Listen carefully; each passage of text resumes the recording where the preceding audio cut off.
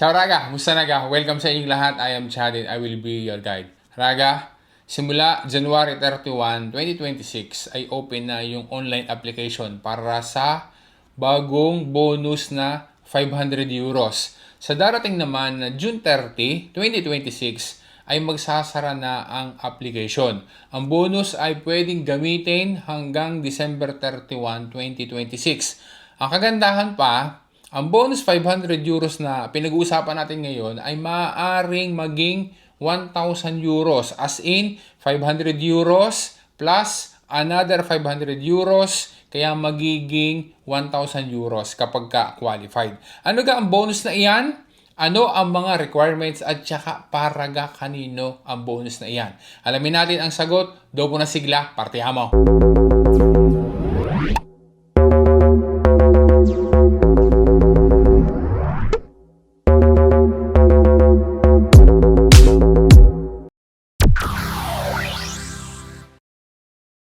Every year ay mayroong ganitong bonus na ibinibigay ang gobyerno. At ngayong 2026 ay start na ulit ang application online. Dahil online ang application, kaya kailangan na yung mag-a-apply ay mayroon dapat na speed o kaya naman ay CAED para maka-access doon sa official website at makapag-apply online. Para sa bonus 500 euros, kung sakali na hindi pa Italian citizen, ay pwede rin na mag-apply. Kailangan lang na mayroong valid na permesso di soggiorno. Dapat din na ang aplikante ay kasama doon sa isang pamilya na mayroong valid na ISE ngayong 2026 na hindi tataas sa 35,000 euros. Ang bonus 500 euros na iyan na tinutukoy natin ngayon ay yun ang tinatawag na Carta della Cultura Giovani. Dine sa official website ng Ministerio de la Cultura mag-a-apply. Nilagay ko sa comment section ang link ng website na iyan. Take note ha, pakinggang maigi are.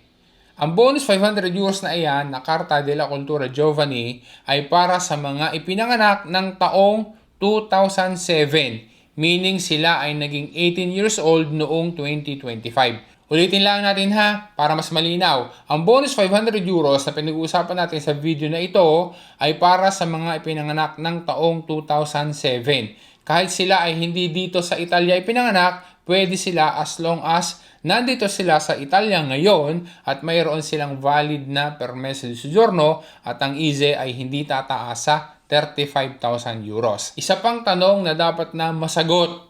Kung iyan ay bonus na 500 euros, paano na magiging 1,000 euros ang matatanggap? Ang sagot Raga ay dahil mayroon pang isang karta na ang bonus doon ay another 500 euros. Pwede silang parehas na matanggap kung qualified. Kaya kung entitled sa parehas na bonus, 500 euros plus another 500 euros, magiging 1,000 euros ang bonus. Ang tawag doon sa isang bonus na 500 euros din ay Carta del Merito.